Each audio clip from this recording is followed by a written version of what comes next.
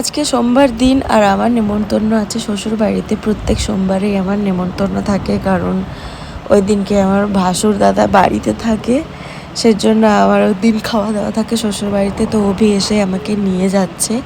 দেখো কি সুন্দর ওয়েদার, সুন্দর লাগছে খুব। তারপরে খাওয়া দাওয়া করেছি, কিন্তু ভুলে গেছি ক্যামেরা ধরতেই। আমার ভুলে যায় একবার করে যে ভ্লগ করছিলাম। আর তারপরে হঠাৎ করে প্ল্যান হলো যে আজকে একটু ঘুরতে যাব দুর্গাপুরে শপিং মল। এর জন্য অভি রেডি হচ্ছে আর আমিও এইদিকে রেডি হয়ে গেছি।